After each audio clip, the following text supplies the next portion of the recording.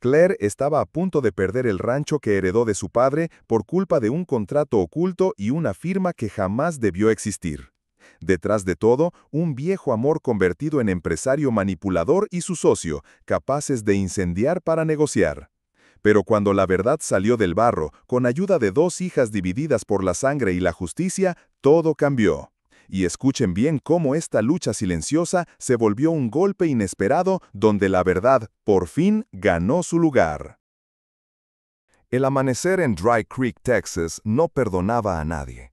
El sol apenas se alzaba sobre la línea de mezquites cuando Claire Whitman, con las manos entumecidas por el rocío y los nudillos sucios de tierra, martilló el último clavo en un cartel improvisado que decía: «Se busca mano para rancho».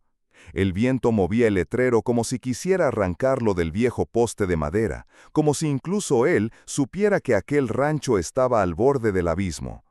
Claire se quedó un momento quieta, mirando su propio reflejo distorsionado en la ventana del granero.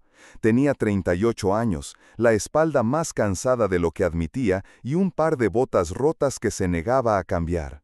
El polvo ya no se sacudía, se incorporaba a la piel. Lo único que la sostenía era su voluntad y esa promesa terca que le hizo a su padre en el lecho de muerte: no vender jamás la tierra. Esa tierra, esas 200 hectáreas resecas y tosudas, eran más que pastura, eran historia, eran todo lo que le quedaba. Pero la realidad no se negociaba con recuerdos. El banco ya había enviado 2 avisos. En 60 días, si no pagaba el monto completo del préstamo, perdería el rancho. Lo perdería todo. Esa mañana, Claire apenas probó el café. El motor de una Ford F-150, vieja color arena con placas de fuera, se oyó crujir por el camino de grava. El perro ladró una sola vez y luego se escondió bajo el porche. Claire entrecerró los ojos, secándose las manos en el delantal. Del vehículo bajaron 2 jóvenes idénticas, como si una hubiera salido del espejo de la otra. Altas, flacas, con el cabello recogido en coletas desordenadas y vaqueros llenos de polvo y trabajo. Cada una cargaba una mochila. Se miraron, se afirmaron mutuamente con los ojos y caminaron hacia la casa. «Hola, señora Whitman», dijo una, la de mirada más firme. «Oímos que necesitaba un hombre en el rancho. Nuestro papá te ama». Claire se quedó helada. La frase, tan extraña como directa, le revolvió el estómago. «¿Cómo dicen?» «Somos Avery y Brooke Collins», intervino la otra, un poco más suave. «Nuestro papá es Daniel Harper. Él nos envió. Dijo que usted entendería». Claire sintió que el tiempo daba un paso atrás. El nombre que no había querido pronunciar en años se presentó con el descaro de quien nunca se fue. Daniel Harper. Su primer amor. El chico que la hacía reír junto al río. El que soñaba con encontrar petróleo y volver con gloria. Y volvió, sí, pero con cuentas, trajes y contratos envenenados. Dueño de Harper and Mercer Holdings, la firma que compraba tierras en dificultades y vendía agua como si fuera oro embotellado. El mismo Daniel Harper que había intentado comprar su rancho 2 veces en los últimos 5 años. El mismo al que Claire había respondido palabra por palabra: «Mientras yo respire, no». Ahora sus hijas estaban ahí, y no pedían, ofrecían, con una frase que parecía guión de una obra que Claire no recordaba haber escrito. Las observó en silencio. Había algo en ellas, no el tono seguro de quien manipula, sino el temblor contenido de quien carga con una misión que no entiende del todo. Avery mantenía la barbilla alta, pero jugaba con las mangas. Brooke parecía observarlo todo con los ojos de alguien que no sabía si estaba entrando o saliendo. Claire suspiró. Necesitaba ayuda, y rápido. No podía mantener el rancho sola ni un mes más. «Está bien», dijo finalmente. «1 semana. Trabajo por comida y cama. Luego veremos». Las instaló en el cuarto de huéspedes que solía ocupar Tom, su difunto esposo, cuando regresaba borracho del pueblo y prefería dormir lejos. El cuarto olía a madera vieja y algo más profundo: soledad estancada. Avery se echó en la cama sin deshacerla. Brooke sacó una foto del bolsillo y la puso sobre la mesita. Una mujer rubia, de rostro pálido y ojos cerrados. Claire no preguntó. Aún no. Durante el día, las gemelas trabajaron como si no tuvieran otra opción. Avery arregló la cerca del corral sin que se lo pidieran. Brooke ayudó con el ordeño, aun cuando las manos le temblaban. Claire las miraba sin entender si estaban huyendo o rescatando a alguien. Ya caída la noche, mientras el cielo se llenaba de grillos y promesas sin nombre, Avery se acercó a la cocina con un sobre manila en la mano. «Es de él», dijo, sin rodeos. «Dice que no quieres verte perderlo todo otra vez». Claire no tocó el sobre, solo lo miró, como si esperaba que se incendiara solo. Las gemelas no insistieron. De regreso al cuarto, una de ellas, no supo cuál, susurró algo apenas audible. «No sabíamos que había historia entre ustedes». Claire se quedó sola, frente al sobre. No tenía fuerza para abrirla esa noche, pero sabía, en los huesos, en las raíces, que lo que viniera dentro no iba a ser un simple favor. Daniel Harper no daba sin esperar algo a cambio. Nunca lo había hecho. Y así, mientras la noche se cerraba sobre Dry Creek, el rancho respiró con un nuevo pulso, uno que no venía del pozo ni del viento, sino de lo que no se decía. Una historia enterrada había comenzado a remover la tierra. Claire abrió el sobre con la cautela de quien desactiva una trampa. La cocina estaba en penumbra. Solo la luz cálida de la lámpara sobre la mesa hacía que el papel parecía más viejo de lo que era. La carta de Daniel Harper estaba escrita con esa tinta azul que parecía personal, casi íntima, pero las palabras olían a negociación. «Claire, sé que esta situación no es fácil. Aún puedes salvar el rancho. Puedo ayudarte. Solo tienes que firmar el traspaso de los derechos de agua. Yo me encargo de la deuda. No es por negocios, es porque nunca dejé de quererte». La caligrafía era suave, cuidada, casi condescendiente. Cada frase llevaba consigo una mezcla venenosa de recuerdo y control. Claire tragó saliva. En otro tiempo, esas palabras habrían despertado algo. Ahora solo generaban una punzada helada. Debajo de la carta, un segundo documento. Una copia de un gravamen contra la propiedad Whitman Ranch, fechado 2 años antes, firmado por el difunto Robert Whitman, su padre, y por Harper & Mercer Holdings. El contenido era más agresivo que cualquier amenaza, una tasa de interés escalonada disfrazada de colaboración privada, una cláusula de aceleración enterrada en letra casi ilegible que autorizaba la ejecución inmediata de la propiedad en caso de un solo retraso en el pago. Y lo peor, la fecha coincidía con la época en que su padre ya había empezado a tener lagunas de memoria. Claire sintió un latido fuerte en la sien. Se aferró al borde de la mesa, cerró los ojos. Su padre jamás habría firmado eso en pleno juicio. El documento se deslizó por la madera como una serpiente muda. Brooke, que observaba desde la puerta, dio un paso tembloroso. Sus mejillas estaban pálidas como si hubiera visto un accidente. «No sabíamos nada, Claire», tartamudeó. «Él dijo que era solo un favor, que quería ayudarte antes de que el banco te hiciera algo peor».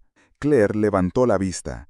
«Daniel no hace favores», respondió con voz baja contenida. «Hace ofertas que parecen puentes, pero resultan trampas». Se hizo un silencio espeso. El reloj marcaba las 21:04, pero el aire se volvió denso como si estuvieran encerradas desde hacía horas. Claire salió al porche y respiró hondo. El cielo estaba lleno de estrellas, como siempre. El viento traía olor a heno, a rastrojo y algo más, desconfianza. Adentro las gemelas no hablaban. No era culpa lo que llevaban encima, sino algo más complejo, un nudo de lealtades rotas y amor mal encausado. Venían por su padre, sí, pero no solo por él. Venían porque su madre, Susan, estaba enferma, muy enferma. Y Daniel, en un acto calculado y frío, les había ofrecido pagar el tratamiento si lograban convencer a Claire de firmar. No les había gritado, no las había obligado. Solo usó una frase que parecía razonable.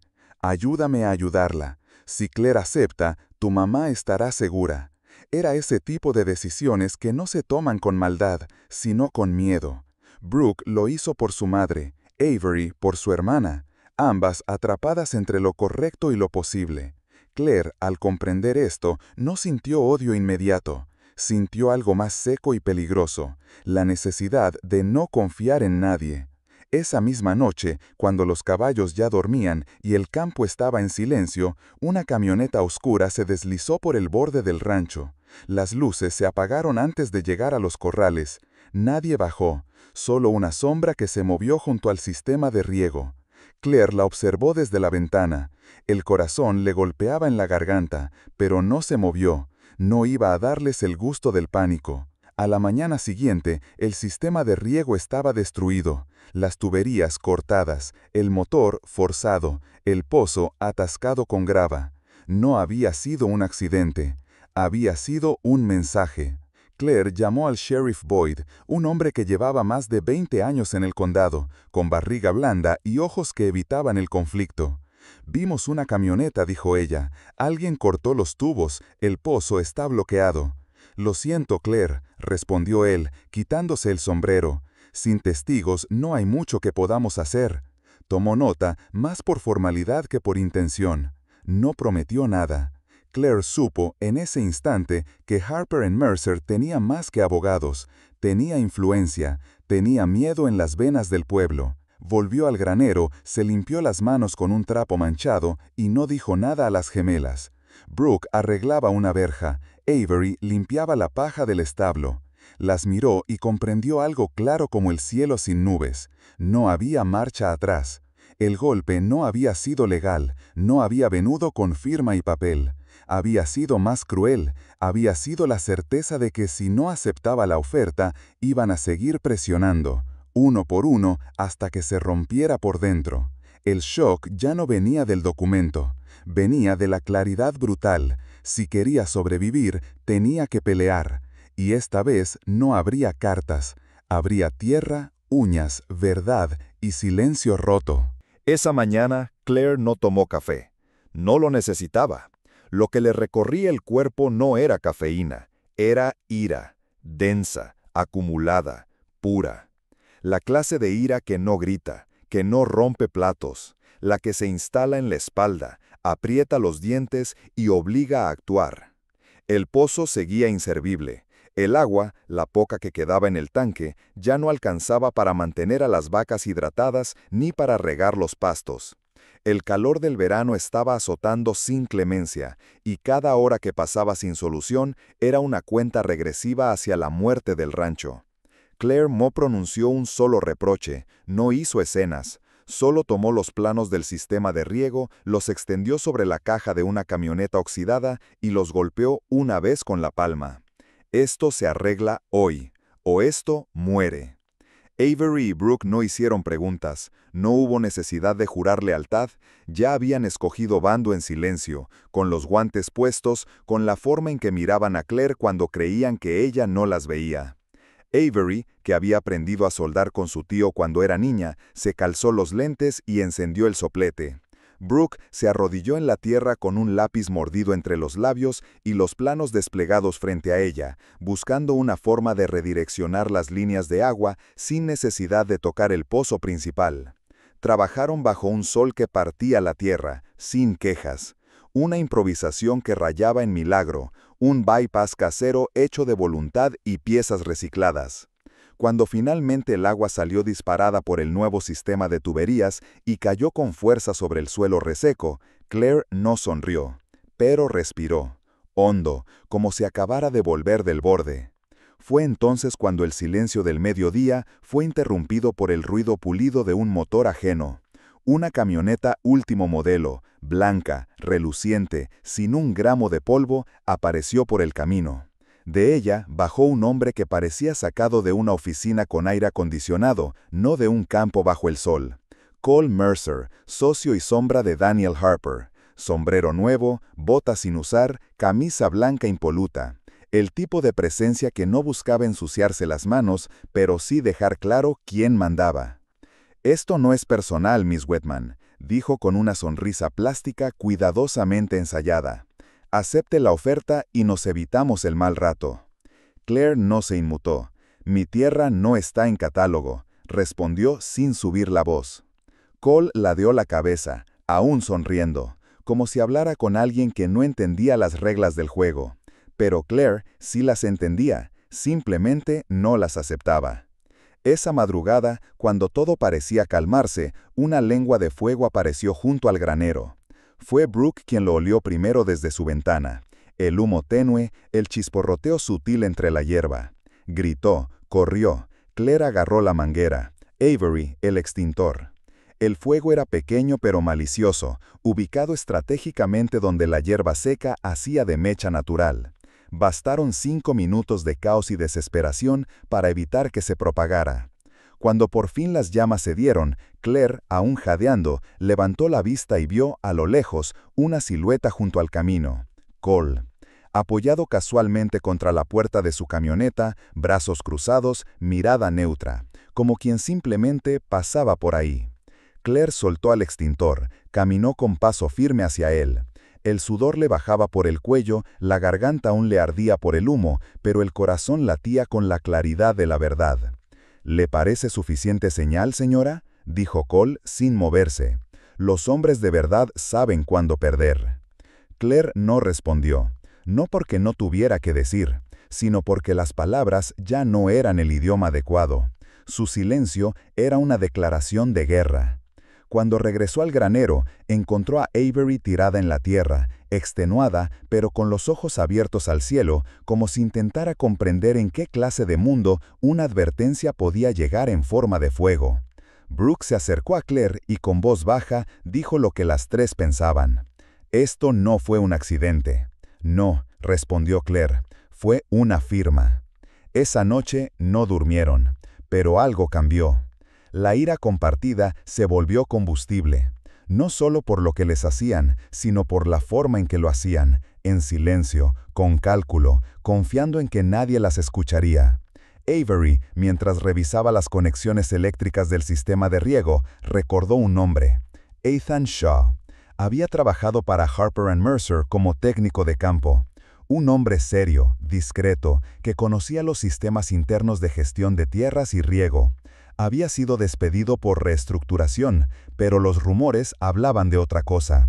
Sabía demasiado, preguntaba demasiado, y, según Avery, guardaba pruebas. «Puedo intentar contactarlo», dijo, mientras arreglaba un interruptor. «Me ayudó una vez, creo que no olvida lo que le hicieron». Claire asintió. No era una mujer que creyera en salvadores, pero sí creía en gente herida que aprendía a defenderse. La rabia ya no era suya, era una red de mujeres dispuestas a hundir las botas en el barro para levantar algo más que un campo. Y mientras el cielo de Texas volvía a cubrirse de estrellas indiferentes, Claire supo que la guerra ya había empezado, y esta vez no estaba sola. El golpe no llegó con ruido. No hubo disparo, gritos ni escampida. Llegó en forma de papel sellado y firma oficial. El sheriff Boyd se presentó esa mañana con un rostro que no sabía ser neutral. Claire lo conocía desde niña, había sido amigo de su padre, de Tom, incluso le había llevado flores tras el accidente. Pero ese día, en lugar de su gesto amable, traía unos ojos vacíos de voluntad y un sobre legal en la mano. «Claire», dijo, sin quitarse el sombrero, «vengo a entregarte esto, personalmente». Ella lo tomó, lo abrió, leyó una vez, luego otra. Aviso de desalojo. Fecha límite, 2 semanas exactas. La cláusula de aceleración del contrato había sido activada. La deuda, acumulado por los últimos retrasos, ya no admitía renegociación. El banco, amparado por Harper & Mercer Holdings, exigía la ejecución inmediata del terreno si no se liquidaba la suma total. Claire sintió un mareo lento, como si el aire se adelgazara de golpe. El suelo se ladeaba, el granero, los caballos, el árbol donde Tom había tallado sus iniciales, todo empezó a perder peso, a perder sentido. Boyd bajó la mirada. «Lo lamento, Claire, hay cosas que ya no están en mis manos». Ella no respondió, solo asintió, como quien recibe un diagnóstico inevitable. Esa tarde, Avery condujo sola hasta un viejo motel de carretera a unos 20 minutos del pueblo. Las ruedas mordían la grava con la fuerza de quien no puede permitirse frenar. Sabía que ahí vivía Ethan Shaw, ex técnico de Harper & Mercer. Hombre discreto, meticuloso, despedido en silencio cuando empezó a hacer preguntas incómodas. Golpeó la puerta número 4. Ethan abrió con los ojos oscuros, barba desordenada y voz de quien lleva días sin hablar con nadie. ¿Tú eres la hija de Harper?, preguntó. Avery no contestó, solo asintió.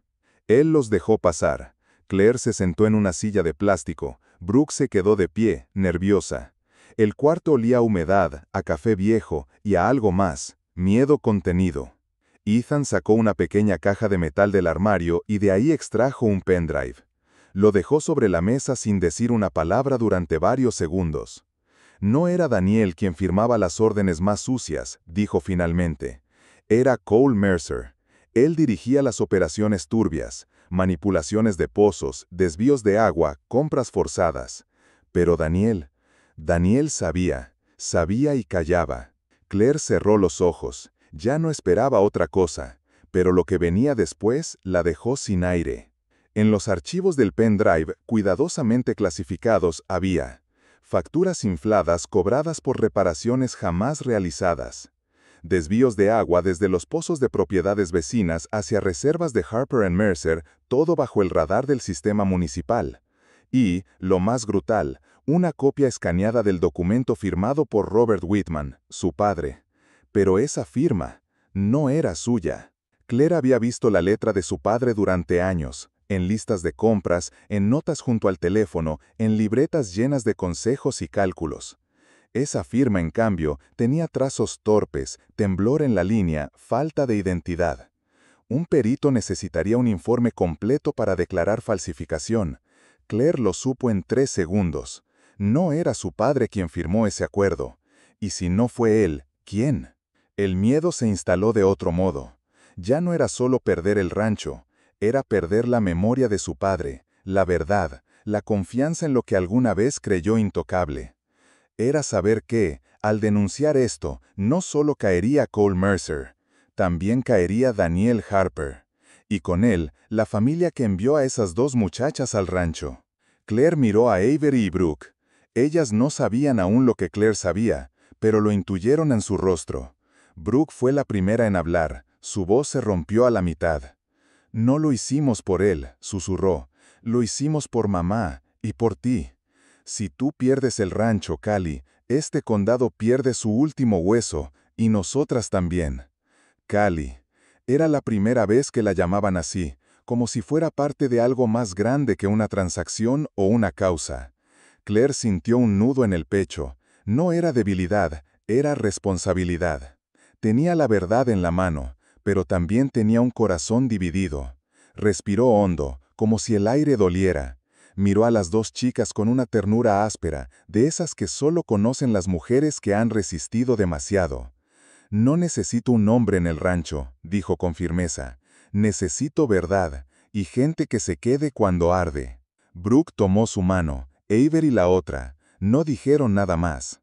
Esa noche, mientras el campo se oscurecía bajo un cielo sin estrellas, Claire comprendió que el miedo no se vencía gritando, se vencía decidiendo, y estaba muy cerca el momento en que tendría que hacerlo. Miércoles 9 de la mañana.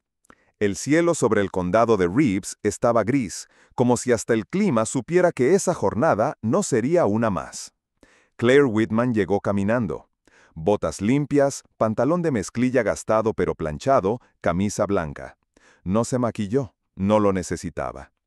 En una mano, un folder manila que parecía pesar toneladas. En la otra, la memoria de su padre, la dignidad de su tierra y la determinación de quien ha pasado por el fuego y ha decidido no arder más. Dentro del juzgado, la sala estaba casi llena. Agricultores, vecinos, empleados del condado, algunos curiosos. Otros, testigos silenciosos de años de injusticias disfrazadas de desarrollo. La tensión se sentía hasta en las vigas. Daniel Harper llegó puntual, impecable, su traje gris sin una arruga. Pero algo en su rostro estaba distinto. Las ojeras, los hombros algo más caídos. Cole Mercer, en cambio, entró rodeado de abogados que hablaban como si ya supieran el resultado. Trajes oscuros, maletines caros, expresiones contenidas. Gente acostumbrada a que la ley se acomode al lenguaje técnico. Las últimas en entrar fueron Avery y Brooke. que caminaron hacia los bancos del fondo y, sin dudarlo, se sentaron detrás de Claire. No fue solo un gesto, fue una declaración. Por primera vez lo hicieron en voz alta, con el cuerpo, con la mirada. Y cuando Claire las miró de reojo y notó sus manos entrelazadas, supo que pasara lo que pasara, no estaría sola. El juez Keegan, hombre de edad, rostro áspero y voz firme, abrió la audiencia con formalidad. Pero bastaron unos minutos para que todo se volviera personal. Claire no gritó, no lloró, no se quebró. Habló. Del pozo dañado, del fuego cerca del granero, de la carta que intentaba disfrazar el control de ayuda, de la firma de su padre, torpe, temblorosa, evidentemente falsa, de los documentos en el pendrive entregado por Ethan Shaw, presente en la sala, tembloroso, con una camisa de cuadros y la dignidad maltratada pero intacta. Shaw confirmó, con voz casi susurrante, que Cole Mercer había dado la orden de sabotear pozos y manipular datos para forzar ventas de terrenos. Y que Daniel Harper sabía, y que calló. El juez Keegan guardó silencio largo rato. Luego tomó aire. No dictó sentencia final, pero sí anunció medidas inmediatas. Suspensión temporal del proceso de desalojo sobre el rancho Whitman. Apertura de una investigación formal contra Harper & Mercer Holdings por manipulación de documentos y prácticas predatorias. Retención cautelar de todas sus operaciones de compra de derechos de agua en el condado.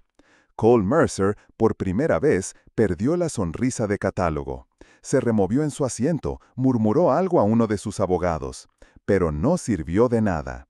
El sheriff Boyd, esta vez con paso firme, se acercó y le indicó, con voz neutra pero clara, que lo acompañara a aclaraciones urgentes en su oficina. Cuando la audiencia terminó, Daniel se acercó a Claire. Sus hijas lo vieron, pero no se movieron. No era un villano. Era un hombre que, por miedo, por ambición o tal vez por ambas cosas, había traicionado más de lo que podía reparar. «Creí que estaba protegiendo a todos», dijo él, con voz quebrada. «A Susan, a las niñas, a ti, a este pueblo. Claire, yo sí te amé. Solo que amé más la sensación de no volver a ser pobre». Claire lo escuchó sin moverse. «El amor que compra y asfixia deja de ser amor», respondió serena. «Puedes empezar a arreglarlo, Daniel. No conmigo, con ellas, con este condado, con lo que hiciste». Daniel bajó la cabeza. No pidió perdón, no habría servido. Pero renunció públicamente a su cargo en la empresa mientras durara la investigación. Y prometió hacerse cargo del tratamiento médico de Susan, esta vez sin condiciones. No fue redención, fue un acto de responsabilidad tardía. Avery y Brooke no lo abrazaron, pero tampoco lo rechazaron. Le dijeron que podía venir a visitarlas el domingo. 1 hora, nada más. Fue su forma de decir, no basta con querer, hay que demostrarlo. Ese verano, Claire no salvó el rancho con un milagro. No hubo lotería ni benefactor oculto. Junto a 4 vecinos, formó una cooperativa de riego y pasturas. Negociaron con el banco, esta vez desde otra posición. No como deudores aislados, sino como comunidad organizada. Avery se hizo cargo del taller de maquinaria, Brooke de los libros y cuentas. El rancho siguió siendo modesto, pero vivo, profundamente vivo. Por las tardes, las 3 se sentaban en el porche, cada una con una taza humeante, mirando cómo el cielo cambiaba de color. El viento ya no sonaba como un lamento, parecía un suspiro aliviado. Cole enfrentó cargos por falsificación y sabotaje. Daniel testificó contra él y a favor de reformas en la gestión del agua que, poco a poco, empezaron a debatirse en el condado. Algunos empezaron a llamar a Claire la mujer que no necesitó un hombre. Ella siempre reía cuando lo escuchaba. Sabía que el eslogan era cojo. Nunca fue cuestión de hombres o mujeres. Fue cuestión de verdad, de gente que se queda cuando arde, de 2 hijas que llegaron con una frase difícil pero necesaria. Nuestro papá te ama. Y luego, con más coraje aún, pero el amor no justifica el daño. Cuando llegó la primera lluvia gorda del otoño, Claire salió al patio, dejó que el agua le empapara la ropa y se quedó quieta bajo el cielo. No pensaba en el pasado, pensaba en todo lo que no se había rendido. Avery y Brooke corrieron tras ella, riendo, salpicándose como niñas que nunca dejaron de ser valientes. El pozo, por fin, dejó de ser caprichoso. Y en la puerta del granero, Claire clavó un nuevo letrero, escrito a mano, con letra firme. Se necesita gente que se quede. La aceptación no fue rendirse, fue entender que la verdad, una vez dicha, no te devuelve lo perdido, pero te da algo mejor, un suelo firme sobre el cual construir. Y en ese suelo, 3 mujeres levantaron no un mito, sino una vida que por fin ya no estaba inventa.